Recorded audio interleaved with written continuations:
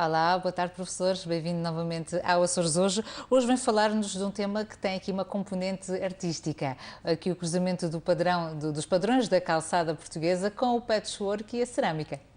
Boa tarde, Vera. Boa tarde aos nossos telespectadores. É verdade, hoje venho cruzar vários temas que já abordamos aqui no programa e em anteriores oportunidades. O estudo das simetrias nas calçadas, o estudo das simetrias em várias formas de artesanato. Concretamente, hoje vamos falar do patchwork e da cerâmica. E também, de certa forma, vamos falar um bocadinho da temática ligada à formação contínua de professores, e em particular aos primeiros anos de escolaridade e ao pré-escolar, primeiro ciclo. Antes de mais, começando pela calçada portuguesa, é de facto um marco de Portugal no mundo.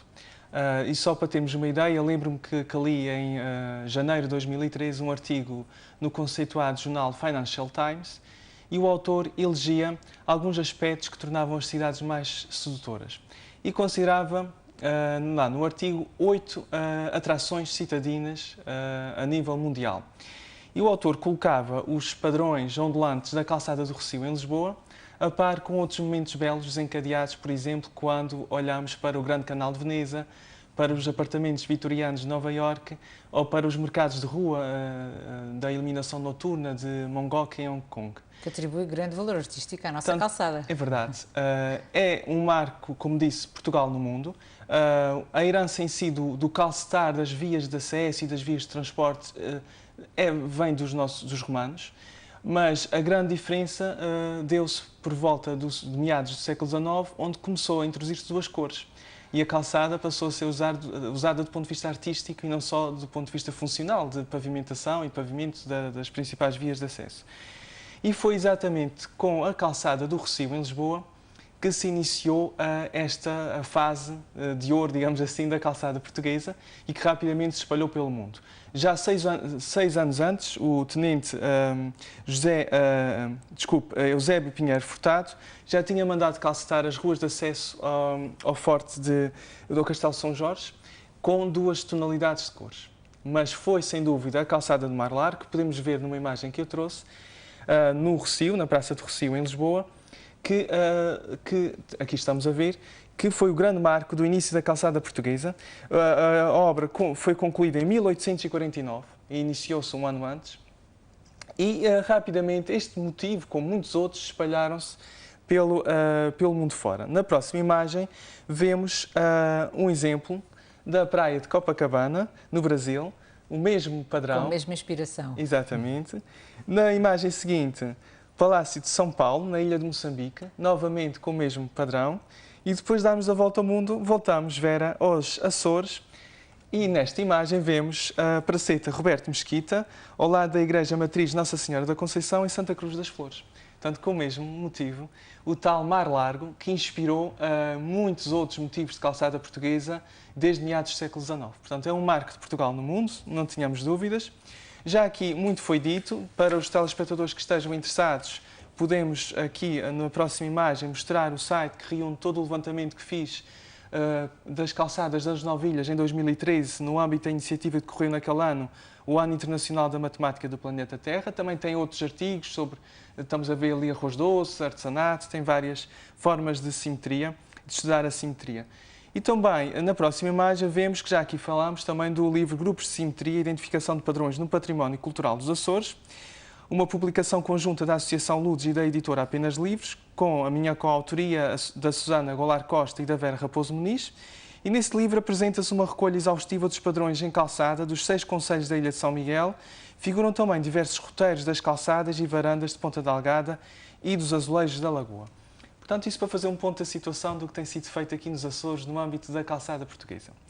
E esta semana vai decorrer a primeira Conferência Internacional do Espaço Matemática e Língua Portuguesa. Vai decorrer de quarta-feira a sábado, em Coimbra, e eu vou participar nessa conferência com um trabalho conjunto com a colega, a professora Andreia Al, da Universidade de Aveiro, que curiosamente partilha comigo o gosto pelo estudo das simetrias nas calçadas, pelo estudo das simetrias no artesanato e também pela formação contínua de professores, o que é raro a nível académico.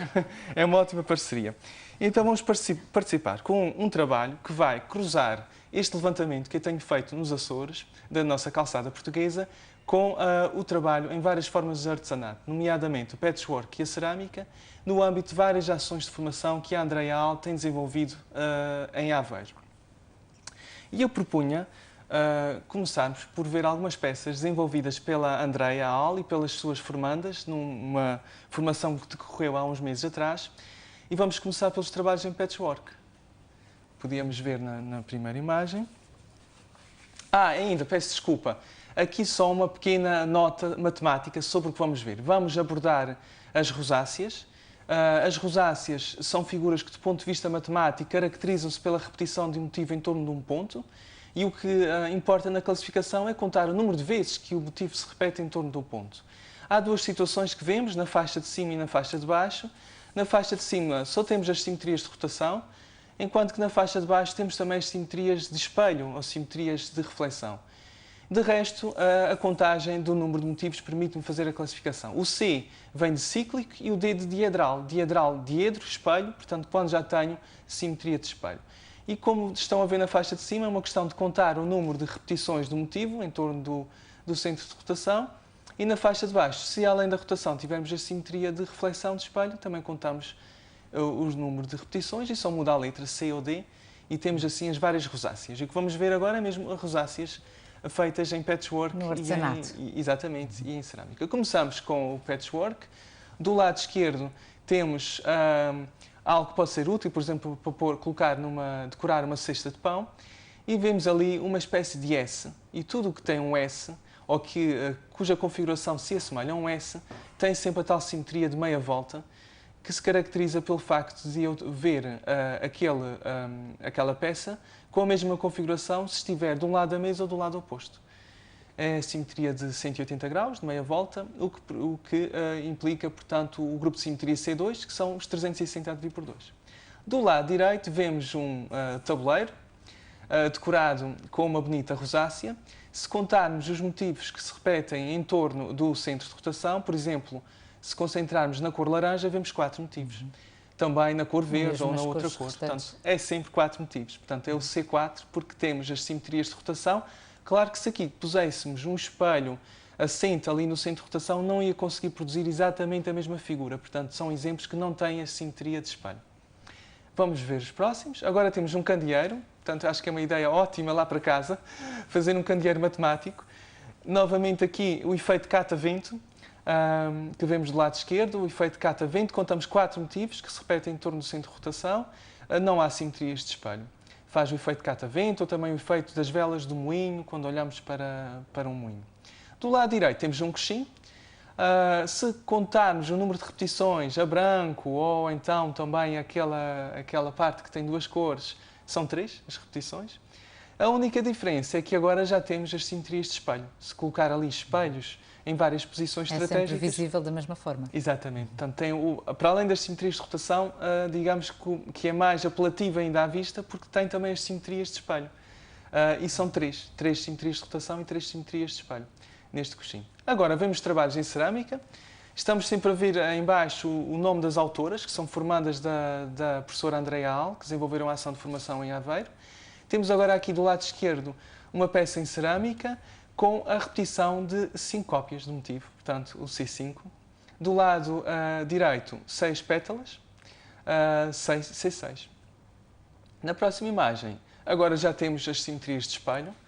Aqui do lado esquerdo, um prato dedicado ao nosso baralho tradicional de cartas e que podemos colocar um espelho ali na vertical que cortaria o coração a meio e conseguia produzir a mesma imagem do lado esquerdo e do lado direito com a ajuda de um espelho. Portanto, tem uma simetria de reflexão, é o D1, D já vem de diedral, diedro, como eu disse, de espelho.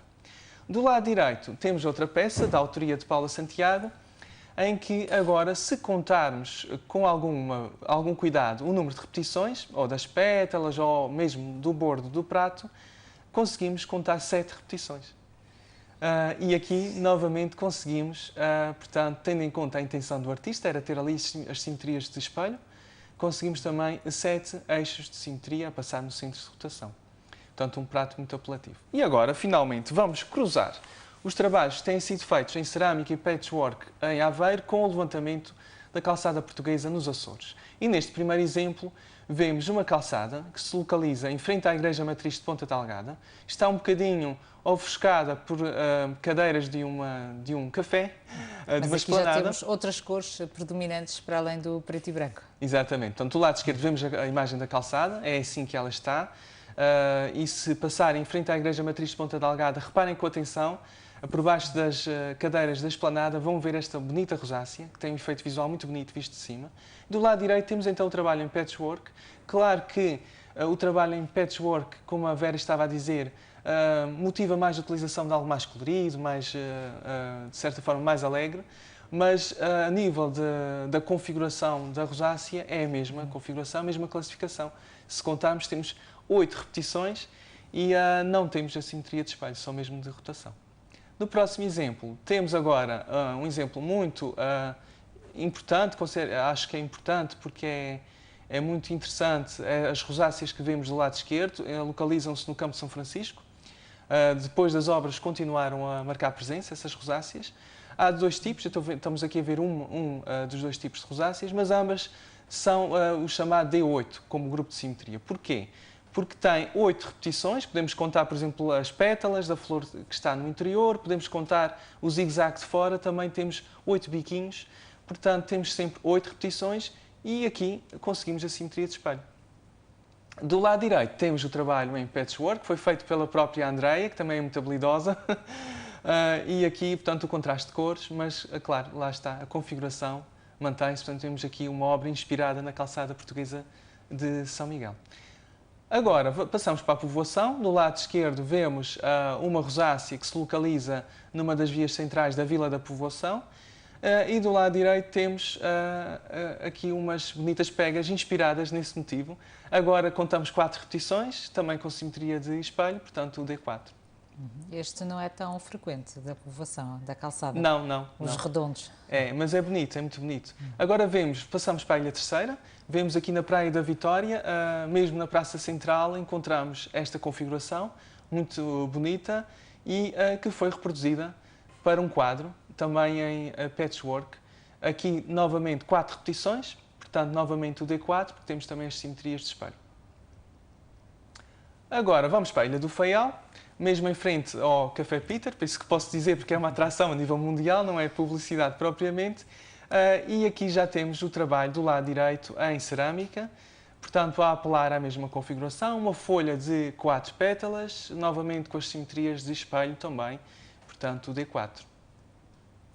Voltamos à Vila da Povoação, novamente um D4, portanto, repare-se que há rosáceas com o mesmo grupo de simetria, mas com configurações ligeiramente diferentes. O que interessa aqui é que há 4 repetições do motivo e que consigo ali encontrar eixo de simetria. Portanto, se eu colocasse, fosse mesmo ali para a calçada e colocasse um espelho que passasse pelo centro, em certas posições, conseguia ver exatamente a mesma imagem de um lado e do outro.